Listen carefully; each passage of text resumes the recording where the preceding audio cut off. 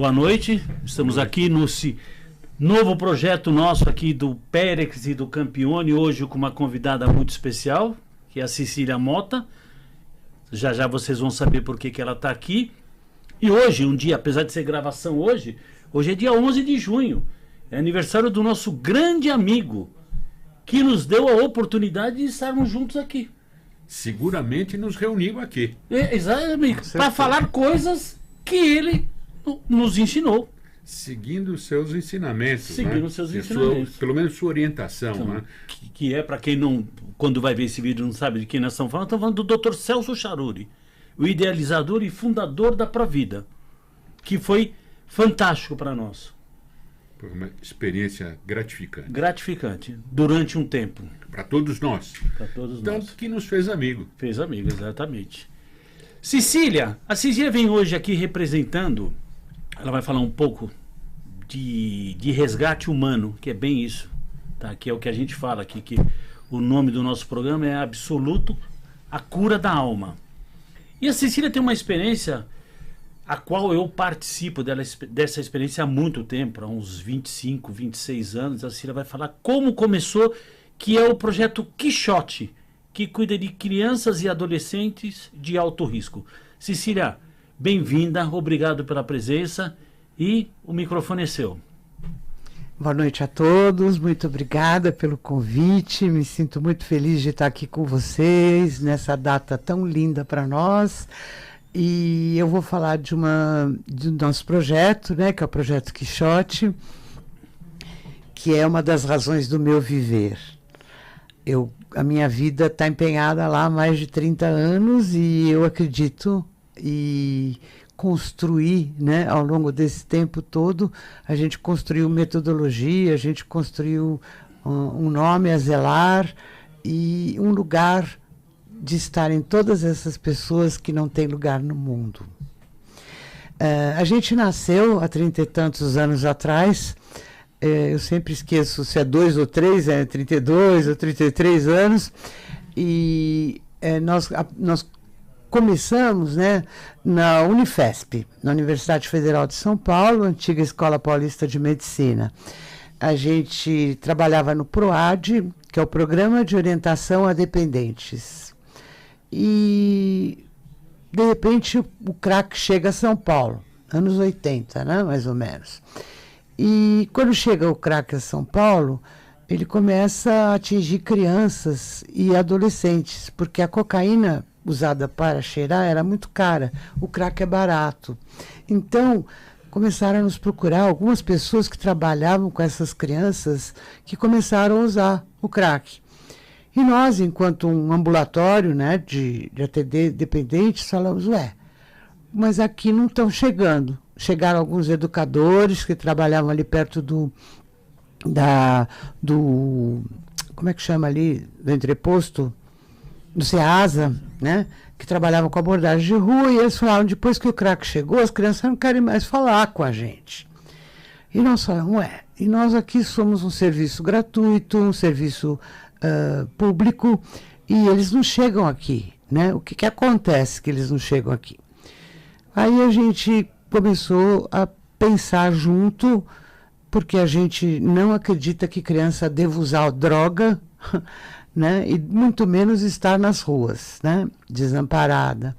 Então a gente falou, o que está acontecendo? Procuramos bibliografia, procuramos estudos, não achamos quase nada. E falamos, bom, o que a gente faz? Vamos escrever um projeto? Vamos. E elegemos a população de crianças e adolescentes em situação de risco, que vai desde o mais alto nível de vulnerabilidade, que é o estar morando nas ruas, até as crianças que estão fora da escola. E, portanto, sujeitas a cometerem alguns atos infracionais, sujeitas a experimentarem a droga, né? Cabeça vazia, oficina do diabo, aquela história. Então a gente se propôs a ajudar, munidos da nossa especialidade enquanto, né, técnicos em álcool e drogas, mas a nossa indignação de cidadãos, de a cada farol ter que abrir o vidro e ver uma criança pedindo, a gente falou, vamos ajudar. e fizemos o projeto. Escrevemos o projeto, a secretária na época gostou muito, ela falou, é disso que eu estou precisando. Não tem nenhum lugar que esteja atendendo esse tipo de população. Então a gente falou, vamos ajudar. Por isso que a gente chama Quixote, né? Porque o Quixote no imaginário universal, ele é aquele louco, aquele sonhador, e era bem como a gente se sentia, porque era uma população que a gente não conhecia e não tinha trabalhado com eles. Tudo foi muito construído ao longo do tempo. O nosso saber, o nosso conhecimento de álcool e drogas, ele se perdia, porque uma coisa era trabalhar com dependentes, adultos, outra coisa era pegar crianças em alta vulnerabilidade, onde a droga não era responsável, embora algumas autoridades pensem até hoje que é, né? Nós chegamos à conclusão que as crianças que estão na rua, elas vão em direção ao centro da cidade por uma questão de busca de oportunidades, busca de visibilidade, que elas não têm, né, aonde elas estão, nas suas regiões de origem. Então, elas vão para lá, e lá elas encontram com a droga. A droga, nós costumamos brincar e falar, faz parte do pacotinho de estar na rua, né? Então, elas acabam sendo oferecidas, acabam encontrando com a droga nas ruas. E a rua, as pessoas falam, quem está na rua é tudo vagabundo. Não, gente, a coisa mais difícil do mundo é ficar na rua. A rua, ela não te dá nenhum referencial. Você não sabe onde você vai dormir, você não sabe que banheiro você vai usar, você não sabe onde você vai comer, você não sabe onde você vai sentar, né? Não tem referencial nenhum. E outra, tem uma visibilidade que você está exposto o tempo todo, né? As crianças, quando saem da rua, a gente teve uma época, um CRECA, né, que chamava, que era um centro de referência para abrigar essas crianças, eles chegavam lá e pareciam que estavam enlouquecidos. Por quê? Porque eles estavam totalmente sem limites, né? Com o crack. Com o crack, com as antes drogas. Era a benzina e a cola, né? Era, isso. Que era passageira, numa coisa de 20 minutos, meia hora, eles já estavam postos. Eram os inalantes, né? Os inalantes. Agora tiraram a droga, né? Porque tiraram o tolueno da droga, então agora não faz mais efeito. Agora eles estão mais com os inalantes, ainda é a benzina, né? E o cheirinho da loló, né? Aquela lança que eles fazem caseira, né? Eles ainda usam um pouco. Mas, voltando aqui, né, para o nosso histórico, a gente construiu esse projeto pensando na infância e pensando que todo mundo tem fome de dignidade, né? E que a desigualdade social é o grande mal desse nosso país, né? A gente tem os extremos da pobreza, o extremo da riqueza, e não se falam, né? Não se juntam, não interpenetram, acabam não se vendo. Como o seu trabalho tende a modificar esse estado de coisa? Então, a nossa missão, né, inclusive está lá, né, na nossa parede, na entrada do Quixote, é uma outra história. As crianças chegam com as histórias da subjetividade deles, né? Não podemos, cada um é uma história, né? E dentro dessa história, a gente, através dos nossos atendimentos, das coisas que a gente vem a proporcionar, no sentido de educação, no sentido social e no sentido clínico, né? Nós temos assim um olhar para essa questão que é tridimensional, né? Clínico, pedagógico e social. Quando você fala de Quixote, você está falando de uma instituição. Tô falando. Com uma estrutura física, prédio, um local de abrigo, é isso? Não, local de abrigo não. A gente tem um local que eles ficam lá o dia inteiro. Podem ficar o dia inteiro com a gente, né? Mas eles não são abrigados, a gente não dá acolhida noturna, né? Eles não dormem lá. A gente não tem. A gente conta com outros equipamentos da RAPS. A RAPS é a Rede de Atenção Psicossocial, onde todos os equipamentos que trabalham com criança e adolescente fazem essas parcerias, né? E a gente conta, porque a gente, por mais que queira, a gente não dá conta de tudo que aparece, né? Então a gente tem que meio que usar, né? Então a escola é nossa parceira, os SAICAS, né, que são os abrigos, são nossos parceiros, os CCAs, e várias outras, né, instituições são nossas parceiras. Agora, lá, nós proporcionamos oficinas, porque a gente entende que a infância precisa brincar, né? Infelizmente, a tela agora, né, do celular está tirando as crianças do saber brincar, e isso é muito ruim para a nossa sociedade e para o desenvolvimento infantil. Né? Porque o brincar faz parte do crescimento da infância. É lúdico, né? É o lúdico, né? Então, nós fizemos um projeto bem assim, no modelo lúdico, né? A gente tem oficinas onde eles chegam, eles são acolhidos e eles entram em oficinas. Nós temos uma oficina que chama Acolhimento, onde a arte é usada como um material daquela oficina, porque a arte é universal, né? Então, qualquer um que chega sabe pintar, sabe desenhar, sabe, né? Se a gente pôr uma coisa muito específica, já limita, né? Daí eles vão... Ali é o lugar da gente recebê-los, do deixar pousar, né? Aí a gente vai conversando, vai... Em algum momento, uma psicóloga conversa para colher a história deles, para saber da demanda verdadeira, porque às vezes eu chego num lugar... E eu fico com vergonha de falar, né, que minha mãe apanha do meu padrasto, que é bêbado. Né? Então, eu privilegio um lugar individual para eles poderem falar do real motivo do sofrimento. E aí a gente vai, através de conversas, de atendimentos, de oficinas, de oferecimentos, né, de coisas. Vamos fazer grafite, vamos fazer skate, vamos fazer futebol. Tem várias oficinas e sempre com esse olhar tridimensional, clínico, pedagógico e social.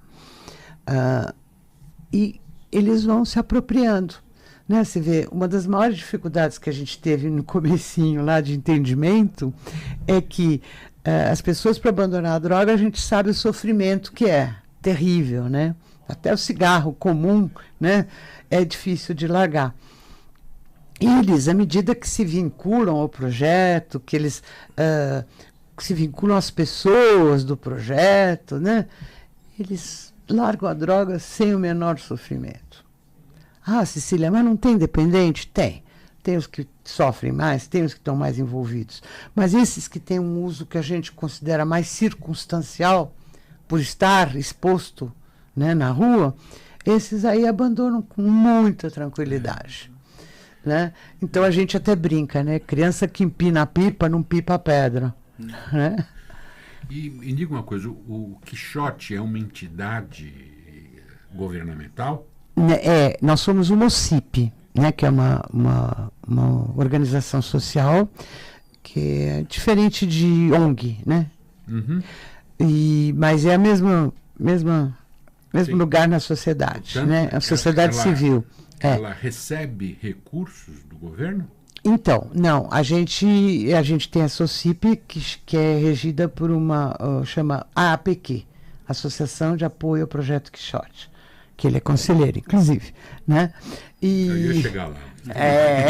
Falei, fui. Então, e aí, desculpa, mas a gente tem uma SOCIP e a gente tem 3 convênios com o poder público.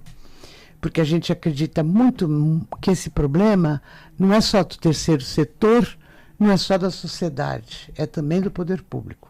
Esse tripé, né, do poder público, sociedade e o terceiro setor é o que podem realmente vir a dar certo. Na realidade, cumpre essa função que seria de responsabilidade principal do poder público, incapaz de atuar. De dar conta, né? Somos executores dessa causa.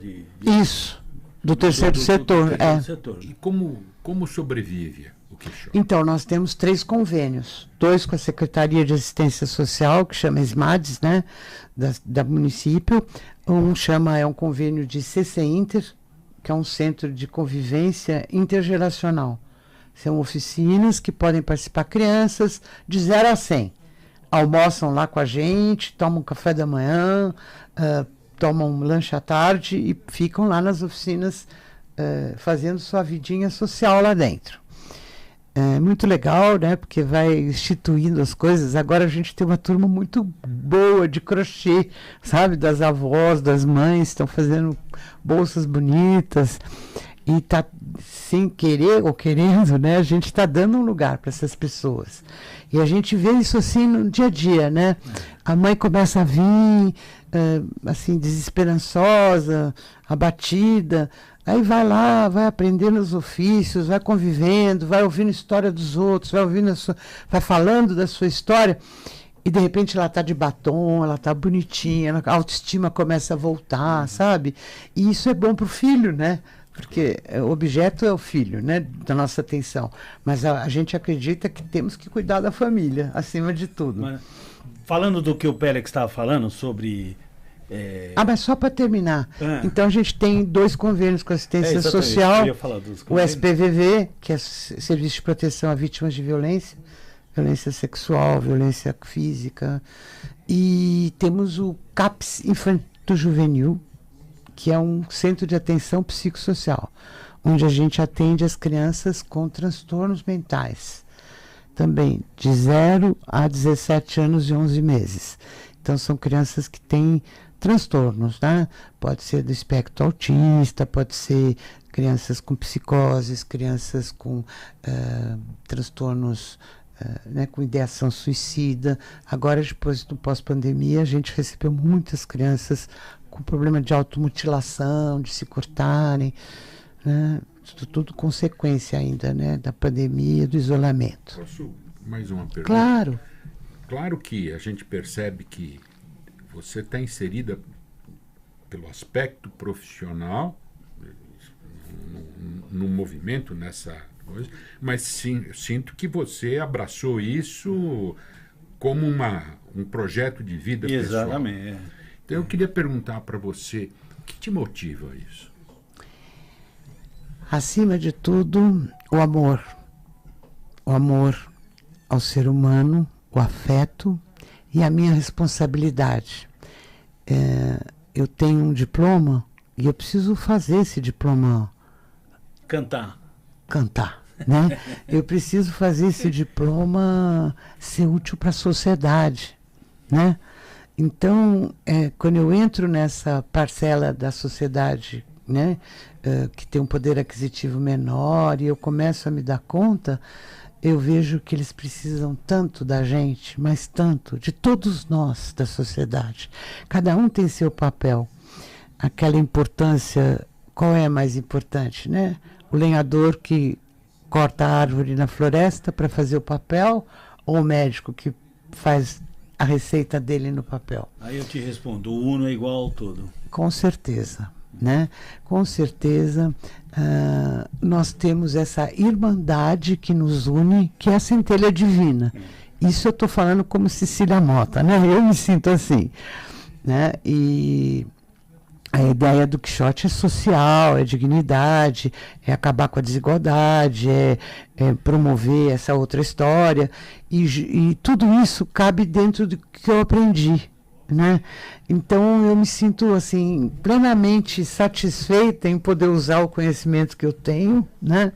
E tanto da psicologia quanto da questão da filosofia, né? Eu posso dizer que essa centelha divina que você reconhece em você, você também reconhece nos outros. Com certeza. É isso que nos move, né? É isso que nos faz... que a centelha, se é uma centelha do Criador, pertence a você, pertence a mim, pertence a Ele, é uma só. É nossa, é uma só. Ela é universal e é aí que nós somos irmãos, né? É aí que quando Cristo falava, vocês são irmãos, somos sim. Nós temos esse mesmo princípio, né? Nós temos, né, essa ideia. Você sabe que no começo, eu sou do final dos anos 90, do Quixote. Eu cheguei lá no final dos anos 90, quando eu mudei minha história de estar percorrendo o mundo. E era uma casinha, que é a Casa Moinho, que a gente chamava, que era uma vanzinha pequenininha. E foi uma coisa que não sei dos psiquiatras, dos psicólogos que fizeram o projeto, se tinha ideia onde ia chegar. Porque foi assim, foi chegando, e a gente foi trabalhando captação, foi trabalhando tudo, foi começando coisa, e eram pouca gente. E de repente, você vê, hoje o Quixote, ele agregou dentro da ideia Quixote várias, eu não sei como é que chama, programas de pega isso, pega aquilo, e foi porque era uma ideia que deu certo. Só que, repito, essa contribuição, essa coisa que vem do governo, não dá conta. Não dá conta, porque aquilo é assim, é um formigueiro. É um formigueiro. Um fala pro outro, vou chegar lá, vai lá, tem comida, tem coisa. Já vi um monte. E elas vão crescendo, vão nascendo. Por isso que hoje nós temos lá um brechó que ajuda um pouco. Na captação, né? Na captação. E essa história de voluntário, que sempre falam de voluntário, a gente faz porque faz bem pra gente. Para as entidades que precisam, voluntário não dá certo. Não dá certo. Porque eles começam a trabalhar, e é um trabalho pesado. E o voluntário sempre vai arrumar alguma coisa para fazer. Não, hoje eu não posso. Quebra todo o esquema de acolhimento das crianças, de que precisam. Porque você conta com as crianças, você precisa contar com alguém que esteja lá para atendê-las. Porque apesar de a gente tentar trabalhar na causa, que é a causa, não é? Ele chega com um efeito ali. Mas você tem que buscar a causa. O que está causando isso nessas crianças? Aí você ouve histórias que eu vou poupar vocês de ouvirem, porque é cada história que você não acredita. Mas são seres humanos, exatamente. Cara, eu sou você em mim. Sabe aquela história? Eu estou vendo eu. Isso que é legal. Você é uma versão de mim. Exatamente. E você vê que o governo, não quero falar de política, não é o caso, mas a gente precisa com que as pessoas entendam que nós estamos tentando acolher e mudar vidas. Que essa é a ideia do Quixote. Mudar as histórias, né? Até em termos de segurança. E como é que se pode ajudar? Então, como o Campione está falando, né, a gente tem aí algumas frentes, né, de que a gente pede para as pessoas ou se associarem, darem uma contribuição, ou fazerem alguma campanha para a gente, ou se conhece algum amigo que tem alguma coisa. Você vê, a gente tem algumas coisas que são tão assim, às vezes parece que pequenas, né, mas não são. Por exemplo, o Mesa Brasil, né, do Sesc, ele manda lá cada 15 dias, ou semanalmente, eu não sei direito, mas ele manda lá algumas coisas que eles não vão usar no restaurante deles. Né? Então, às vezes eles mandam pães, às vezes eles mandam frutas, às vezes é Danone, sabe? Às vezes você não sabe o que isso faz de diferença. Cai como luva. Né? Porque a gente economiza e as crianças podem comer coisas diferentes, né? E ajuda muito. Então essas parcerias todas são muito interessantes e bem-vindas, né? E a gente faz algumas campanhas, tem o brechó, né? Que a gente recebe doações daquela camisa que você não gosta mais, daquele sapato que dói o pé, e a gente põe lá e acabam os próprios usuários do serviço comprando. E a gente vende o sapato a R$5, né? Não é um sapato aí, né? Uma roupinha. Movimenta, sabe? De 5 em 5, 2 em 2, a gente acaba juntando, porque tem algumas coisas que o dinheiro vindo dos convênios não cobre. Por exemplo, eu tenho uma área grande verde lá, né? Um gramado. Não é paga de jardinagem, não tem verba para isso. Então eu tenho que pegar esse dinheiro que vem de outras fontes, né, e pagar o jardineiro para ir lá cortar a grama, né, porque senão fica desse tamanho, né. E daí junta bicho, aranha e as criançadas, né, a gente tem que ter muito cuidado e tal. Então, sabe, qualquer coisa é bem. Livros as pessoas doam. Tudo. Teve gente que já doou joia pra gente rifar, fazer uma rifa. Você sabe que o Dr. Celso é dentro do Quixote, né? Ele é dentro, porque a construção da sede do Quixote, de um terreno que deu muito problema pra gente efetivar o terreno, foi a Provida quem construiu. Foi a Provida que a Central Geral do Dízimo que nos doou a sede. A sede. Que é o Dr. Celso que está lá dentro. Ele está lá. Nós temos lá a nossa plaquinha, que é a Central Geral do Dízimo que nos deu aqui, esteve aqui. E é um grande prédio. Agora, por exemplo, nós estamos precisando Foi um milagre, dar um tapa. Precisamos dar uma reforma lá, estamos atrás disso para reformar. Vamos reformar aquilo, porque com o tempo... Quanto tempo faz que inaugurou a sede nova? 14, por aí. Por aí. 14 anos. Como é que é? O senhor é engenheiro, o senhor sabe como é que as coisas se degradam.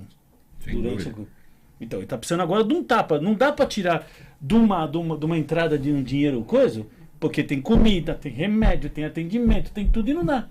Quem sabe a Provida nos ouça. Exatamente, isso. Nós já até viemos falando disso. Vamos ver se eles fazem a reforma, né, daquilo que eles fizeram, que ficou bem legal. Olha, aquilo ali foi realmente um ato do Dr. Celso. Eu não tenho a menor dúvida. Viu? Sabe quem trabalhava comigo lá? Além de eu ser aluna dele, né? E considerar ele meu pai, a Marta. A Marta, secretária do consultório dele, né, que era a instrumentadora dele, trabalhava comigo. Então, a Marta, ele entrou com ela na igreja, né, era filha dele, né?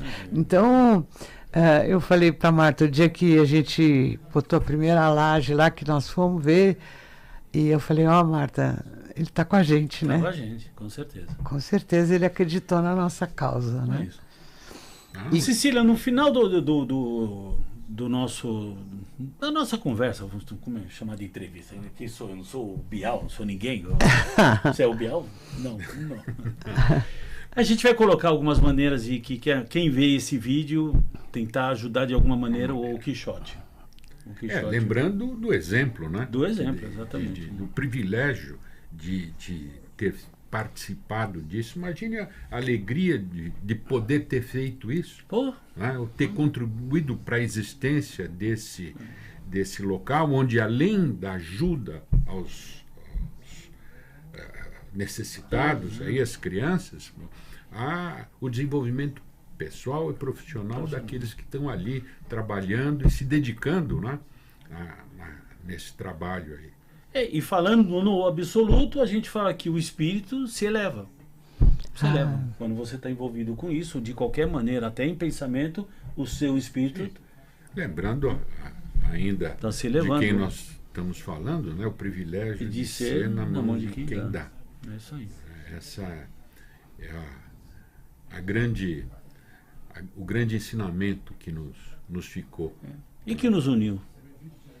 Com certeza. Com certeza. É engraçado, eu só quero deixar uma mensagem aqui, a Cecília vai encerrar para a gente, deixando uma mensagem, mas é assim, nós estamos falando de coisas aqui de 40, quase 50 anos, e tem pessoas que a gente não vê há 40 anos, que é desse movimento que o Dr. Celso nos proporcionou, que parece que você estava com ela ontem, de tanta ligação que ele criou entre nós, ele deixou todos nós ligados um no outro. Muitos ainda não entenderam isso. Mas que nós somos ligados um no outro.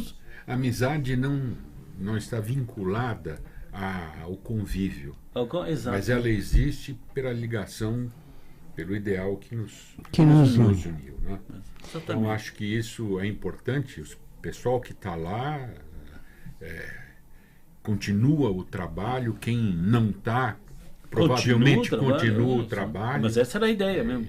E é por aí. Que bom. Cecília, nos deixa uma mensagem. Então, eu queria agradecer, né, porque eu gostei muito de ter vindo. Eu acho que é sempre bom a gente poder falar das coisas que a gente acredita e tem amor, né? Então, eu estou muito contente de estar aqui com vocês hoje, meus amigos, né? Eu acredito que o meu trabalho, por menor que seja, ele pode contribuir muito na construção do que a gente acredita do mundo bem melhor. É isso aí. Né? Então, eu quero deixar aqui para todos, né, o meu abraço sincero e falar que realmente, né, muito pouco que você faça é tarefa sua. A sociedade precisa da gente. Não é, sabe, a gente tem uma cultura do assistencialismo, do dar a esmola, né? E hoje em dia a coisa muda, né? Hoje em dia é melhor a gente bancar as instituições que podem ajudar de fato, né? Porque você dá uma esmola, tudo bem, né? Não sou contra, né? Mas, de repente, o que ele vai fazer com aquilo? Né?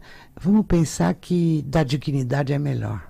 Exatamente. E vocês estão preparados para isso. Muito Parabéns obrigada pelo trabalho e obrigado pela paciência. Imagina, e pela presença. Estamos sempre à disposição. Muito obrigada.